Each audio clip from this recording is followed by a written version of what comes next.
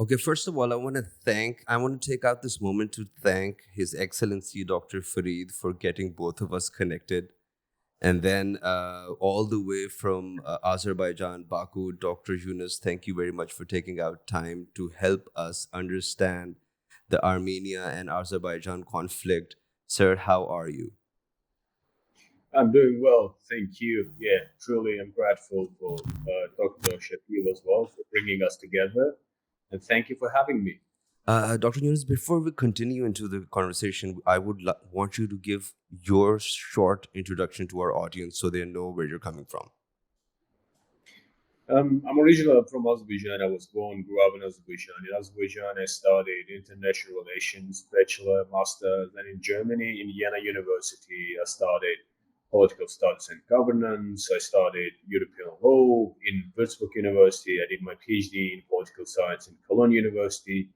I studied in Columbia University in New York City, so I have spent enough time in academia. I worked in some state, non-state positions in Azerbaijan, in Germany, and I spent some time in the United States working as a research scholar at Harvard University, at Columbia University. So that's a short bio of me. So yeah, It's an honor to have you on the show, sir.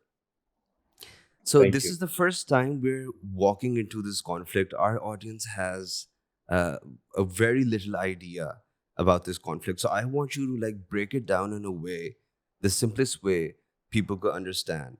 If I questioned you, what happened uh, in the meeting in the Washington, what was the closure all about? What would be your answer? That's a good question, but I think we need to inform our audience very shortly what kind of conflict is it, what has happened so far. And Azerbaijani-Armenian conflict has had continued almost for 30 years, right before the Soviet Union started in 1988. And after the fall of the Soviet Union, it was a large-scale war. We call it the First Patriotic War between Azerbaijan and Armenia. And then we had the second war, which started in 20 by the end of the 2020, and Azerbaijan was able to occupy the international recognized territories. And we had a special operation in 23. Now Azerbaijani international recognized territories are fully restored. Why I just call it just Azerbaijani territories? Because they are accepted by the international law as a part of Azerbaijan, the integral part of Azerbaijan. So they belong by international law to Azerbaijan. What has happened? Back to your question. I mean, we will have some time to talk about in detail. Back to your question, what has happened? As even so, Azerbaijan restored its territories in like a couple of years ago, but we had to like cement it. Like we have to just like put it into in law. So in on 8 August in DC, between it was signed the so-called agreement on establishment of peace between Azerbaijan and Armenia. So now I think it's a good situation, good time to be alive for both sides, for the citizens of Azerbaijan and Armenia, because we suffered a lot. Like both sides suffered a lot, especially Azerbaijan, because again, it is an international recognized territory of Azerbaijan. Now we have peace, not just on words, but based on international law, and it was cemented and the signing of by signing of agreement on peace, establishment of peace between Azerbaijan president and the prime minister of Armenia in the presence of United States President Trump. So, how do you look at the future of this conflict now? Now that the U.S. has stepped in. Uh, Quite optimistic, to be honest. I wasn't so optimistic like a couple of years ago because, again, just I grew up. I'm almost 40. I grew up seeing people die from both sides. I grew up people suffering. Region suffered from it enormously. And every time when we wanted just to bring peace to this region, it was impossible. So at some point you lose your hope. Let's be honest, and you think, oh, it's not going to happen, but it happened. and it means, I think, revolution for the region. That it was South Caucasus. It's a region of Azerbaijan, Armenia, and Georgia. It's quite well known as a even though it's a small region, like 20 million people living in all three countries. But the region was very well known as a region of frozen conflicts. I'm not quite sure whether it can be defined as a region of frozen conflict because Azerbaijani Armenian conflict is history now. Is really history now, and I think the both countries will profit from the solving of this conflict enormously. Enormously, it automatically means. So imagine you have three countries in the region. Two countries do not have any diplomatic interstate relations whatsoever. So now what you have and the agreement, I printed out the documents. Like if you have some questions on the documents, I'm gonna read short sentences from those documents, articles, and I'm gonna comment on them because they provide a useful information, what has happened in the past, what's going on now, and what we will have hopefully in the future. So, and I Why think don't it's a yeah? Why don't you just give us the details? The first document, I think, I just like underline some important points. It's called Joint Declaration. It's a document you mentioned what was signed in DC, and based on this joint document, the declaration what was signed, we have now like it printed, it just shared by Minister of Foreign Affairs of Azerbaijan recently. I think 3 days ago. I didn't have any chance to comment on this agreement with anyone, and I think it's exclusively for you and for your audience. We will do that just shortly, and I think the people are really who are interested in geopolitics, in peace, and in conflictology. They will somehow value it because you give the theoretical part of the issue and you comment on that. To my opinion, it's going to be valuable, quite interesting. What we need to understand the joint declaration, so there is a kind of the second point mentions about that. It goes like, we also witnessed, we mean Azerbaijan and Armenia, witnessed the signing of the joint appeal to the Organization of Security and Cooperation in Europe. It is officially abbreviation of its OSCE. It's called OSCE, on the closure of OSCE Minsk process and related structure by the Minister for. So what it means we had discussions going on for 30 years. Like that there is a Minsk group of Organization of Security and Economic Cooperation. They would come to Azerbaijan at some point or Armenia and just like keep talking a 30 years. And people kept dying from both sides. Like all these problems in the front lines, we don't have it now. So the both sides appeals that we don't need you anymore. We solved our problems. Azerbaijan solved its problem by itself. The Azerbaijani government was able to restore the territorial integrity, and the was the cost of human lives, but we did it, and it's just kind of revolution. Yunus, I want Please. to slip in a question. As I understand, Armenia and Azerbaijan went through 2 wars, or is it 3 wars? It's a good question. 2 wars and one special operation, we call it. Okay, and what is that?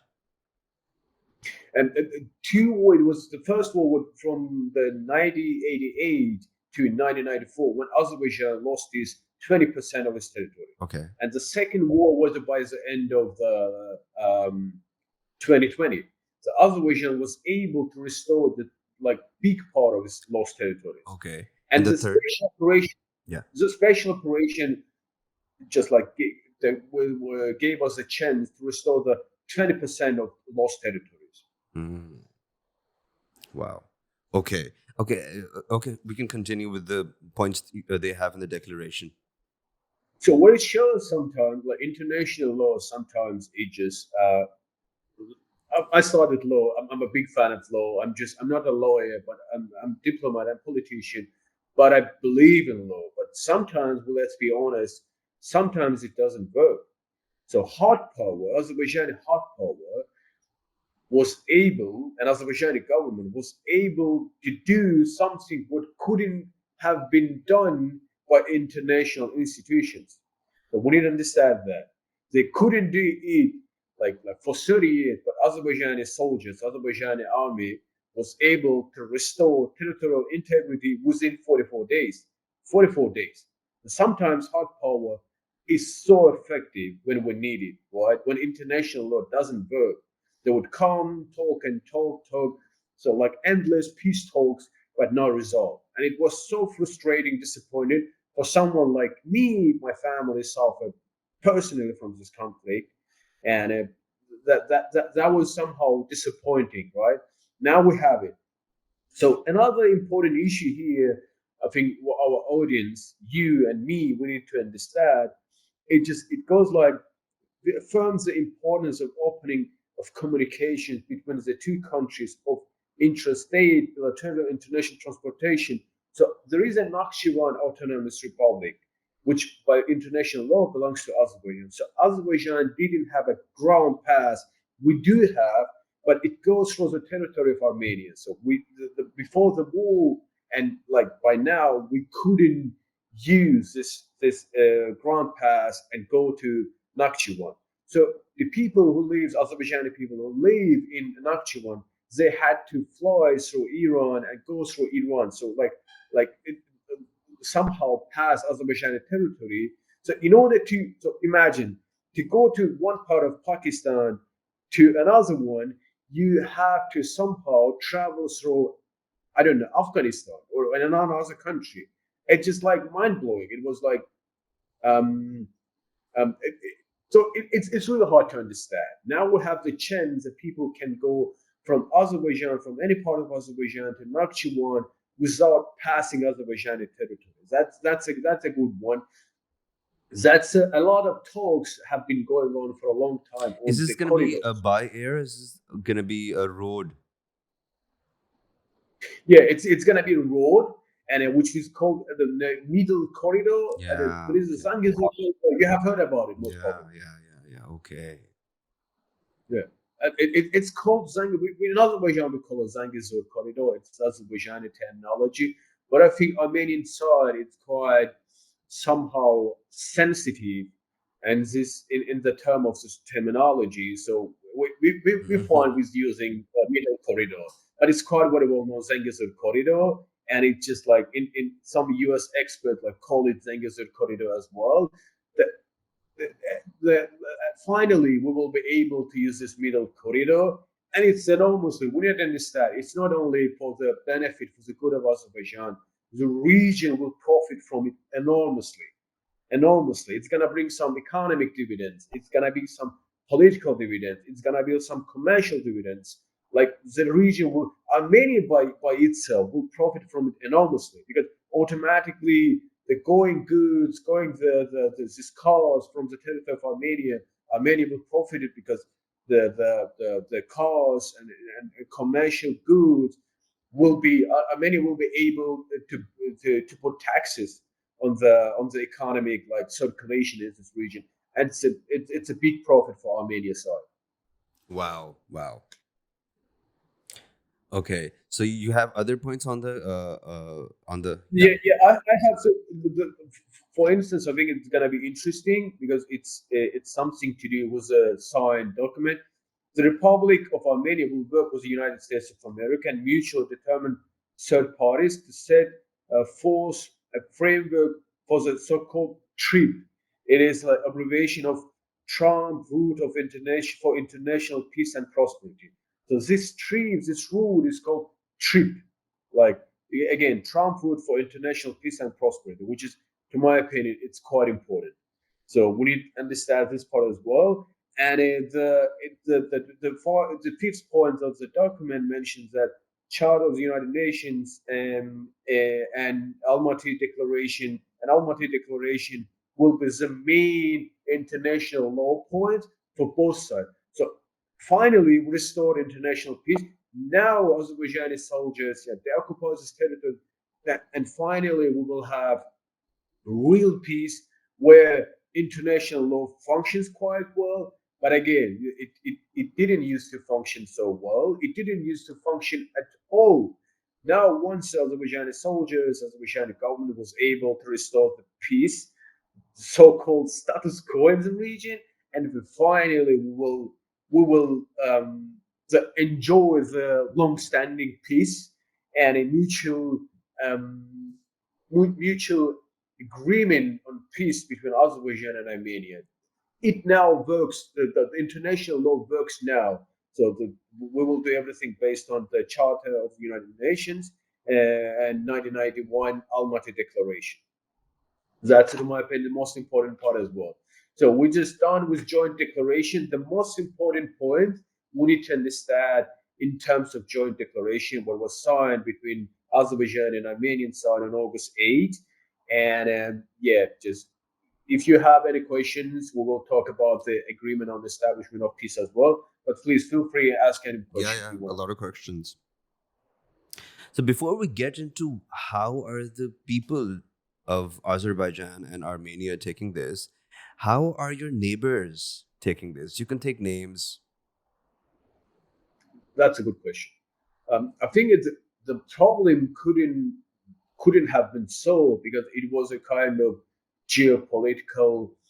It has a geopolitical meaning, a sense. For instance, we have Azerbaijan right in the middle of Russia and Iran, and I mean, apparently they were not so much interested in the solving of this problem. I recently heard that Russian side somehow welcomed the signing of the document in DC in Washington, but Iranian side was somehow irritated with that, and just I have heard that some expert politicians of Iran the somehow not condemned, but were quite negative. Just mentioned, expressed some negative statement on that point. Even so, Azerbaijan and Iran was both we were both Muslim countries. The majority of the country was a secular, were quite secular, not Islamic country, but we have the majority of nation people living in Azerbaijan are just defines them as Muslims. But Iran, on a state level, didn't support Azerbaijan, and it just vice versa, quite had some good close relations, interstate relations with Armenia, and Armenia was quite close with Russia and Iran. Azerbaijan have still has good relations with Pakistan and with Turkey. For instance, recently, I think the Pakistani audience, it would be nice to hear that the ambassador of Pakistan to Azerbaijan publicly mentions that Pakistan on a state level hasn't recognized Armenia as an independent country. So he goes like, we still haven't recognized Armenia as an independent sovereign country. Before doing that, if we will do it at any point, we will talk to Azerbaijani friends, Azerbaijani government. We will have some consultation with them in order to do that. It means a huge respect of Pakistani government, Pakistani people to Azerbaijan, and it's vice versa. We have the same feelings to Pakistani people and Pakistani government. Why I'm mentioning that again, during the war, now the two countries have unconditionally, I want to underline that unconditionally supported Azerbaijan, Turkey, which is our regional ally because of some history, cultural roots, and Pakistan. And Pakistani Prime Minister was in Shusha. I think the Shusha used to be an occupied territory. You know, we restored it. Yeah, exactly. We restored it. We deoccupied it in by the end of 23. And a Pakistani prime minister traveled to the Shusha and he publicly supported in Azerbaijan as well.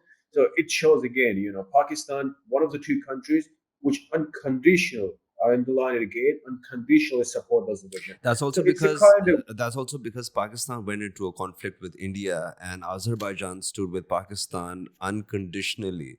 So this is like a vice versa response coming from a brother country. So we understand the entire relationship between Azerbaijan, Turkey, and Pakistan, and it goes really deep. It goes beyond geopolitics. Yes, you were saying something. yeah, that's a good point. Geopolitics, exactly. It's beyond geopolitics. But sometimes we have some regional geopolitical construction.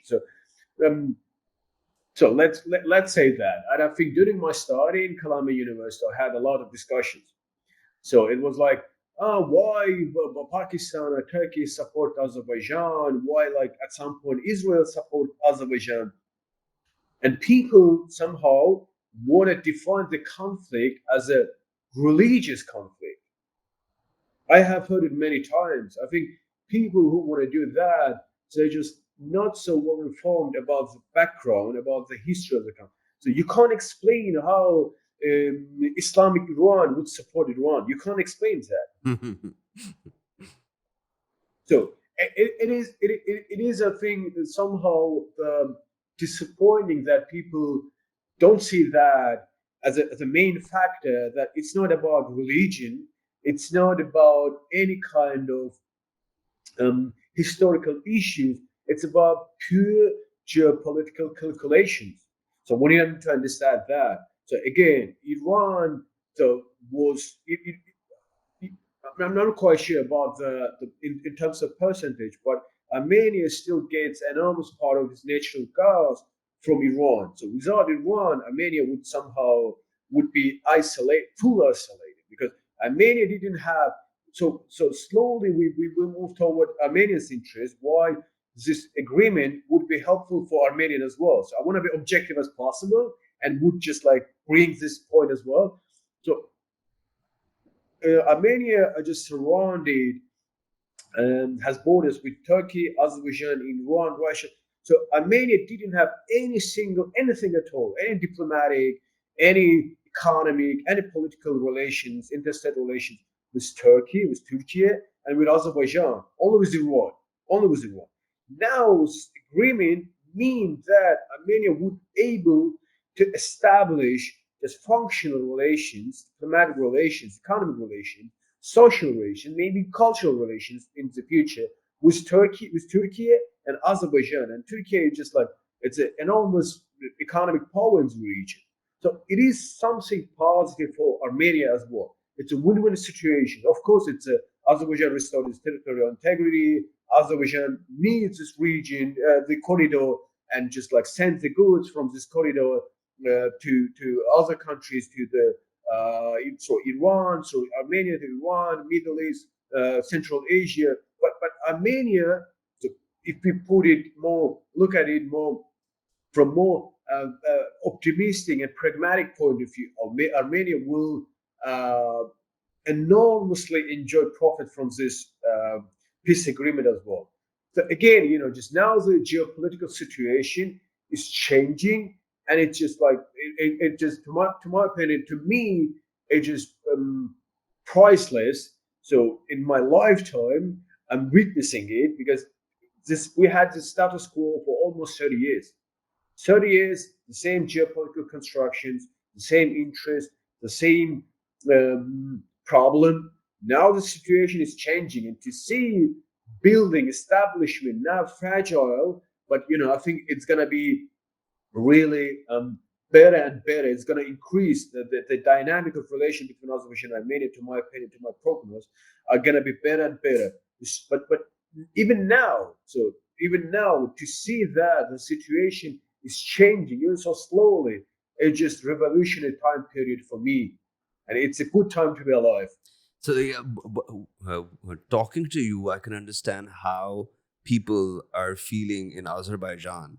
How are the people feeling in Armenia? Are they skeptic? Because they were actually from the other camp.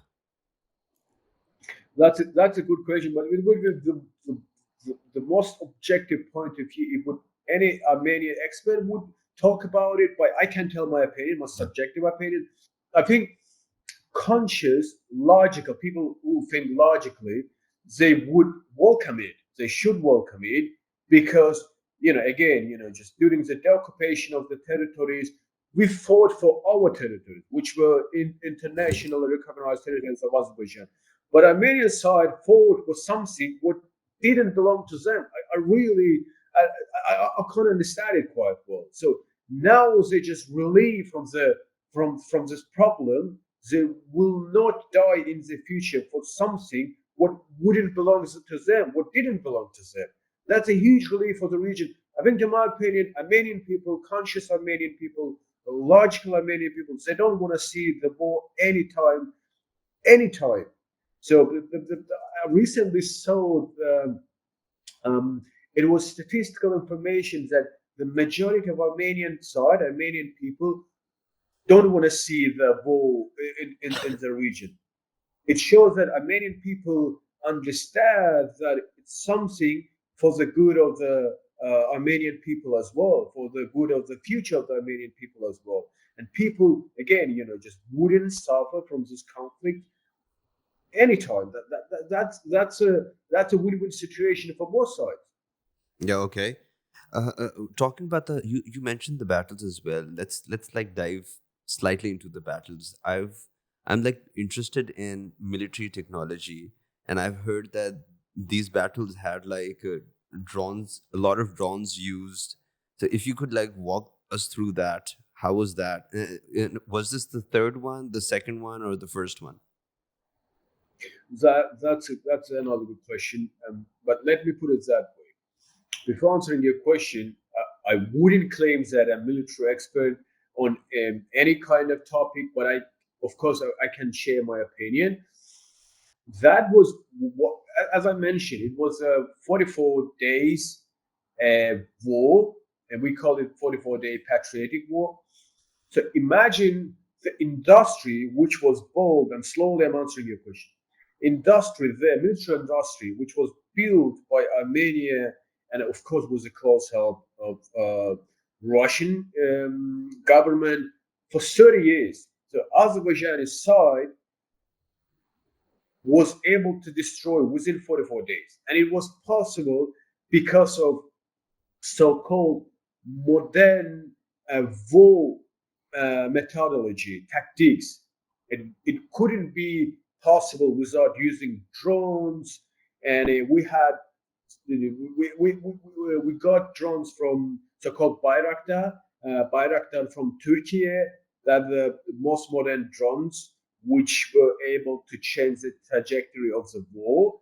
And I know that in some military institutions, in war centers in the US, this warfare tactics used by Azerbaijan are hardly, I'm not exaggerating, you can Google on it, are just closely investigating, research, learn, and as a tactics which would be used in the future to change the trajectory of the war. The Azerbaijani army could do something like within 44 days. It's just mind blowing. It's mind blowing. What we couldn't do within 30 years, Azerbaijani army was able to do within 44 days. Again, of course, there was built that time a huge military industry by Armenian side.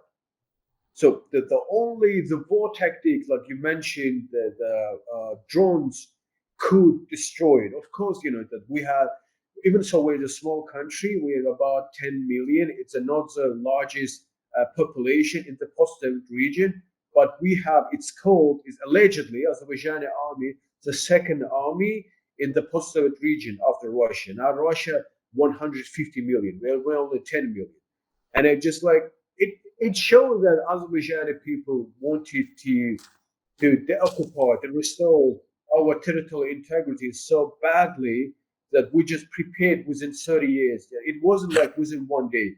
We just patiently, consistently prepared for this war, not prepared for this war, to deoccupy, to restore Azerbaijan our territorial integrity. It was possible, of course, but this is modern warfare was a key, and was a key.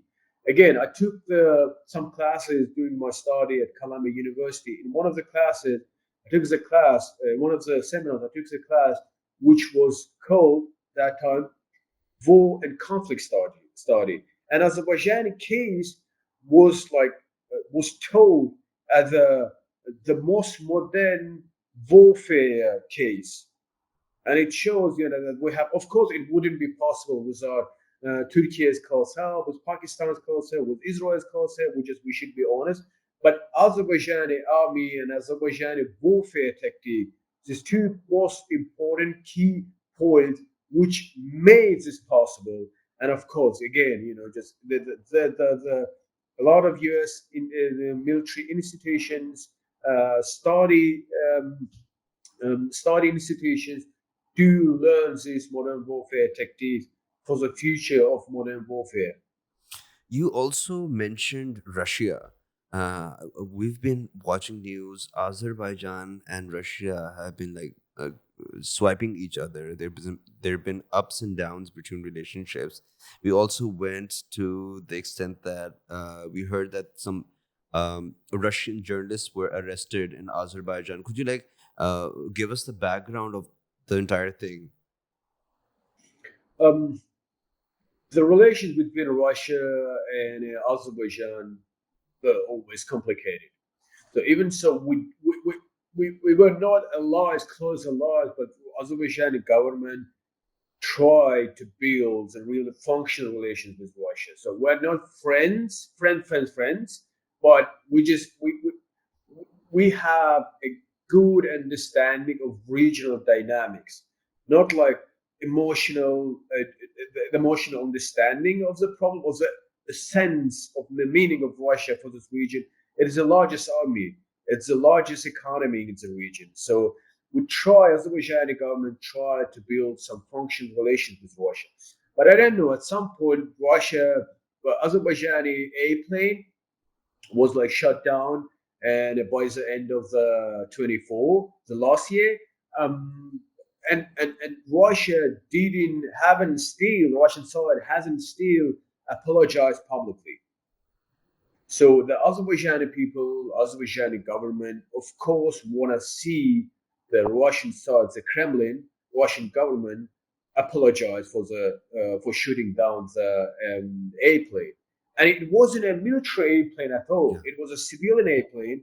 It was shut down, and I'm not quite sure, but I think about 100 people died that time.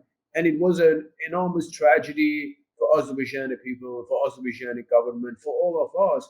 And to be honest, we haven't still recovered from that.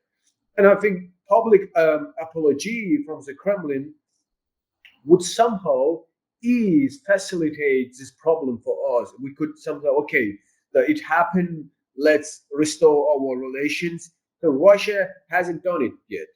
And I think that recently, Azerbaijan transferred about $2 million to the Ukrainian government, Ukrainian army as an aid. And I think in Russia is accepted as an enormous problem. Even so, Azerbaijani side has been doing it for a long time. Now we have like I think the worst dynamic with the Russian relations with the Russia since maybe 1991, since the collapse fall of the Soviet Union. And I think the majority of problem, of course, I'm Azerbaijani and I'm Azerbaijani expert. I would say the Russian side fault, but truly it's the Russian side fault. They want to just like really keep the relations on a low level or just get through it, even make it even bad. I'm not quite sure. It's not a good politics of the Russian side because they have been suffering from the war from the Ukrainian invasion enormously.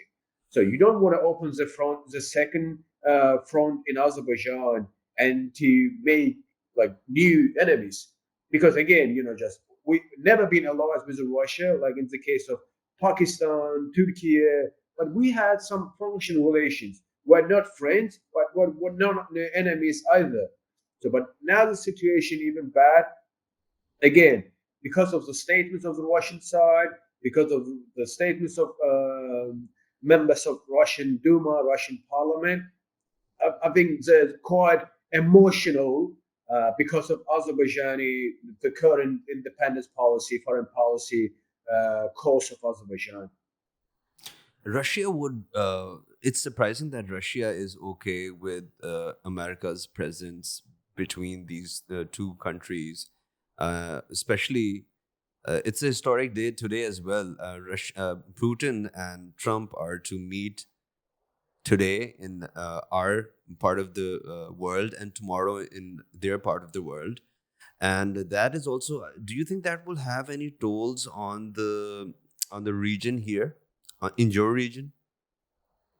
In South Caucasus, I think yes, generally South Caucasus, by a lot of experts, would define as a backyard of Russia.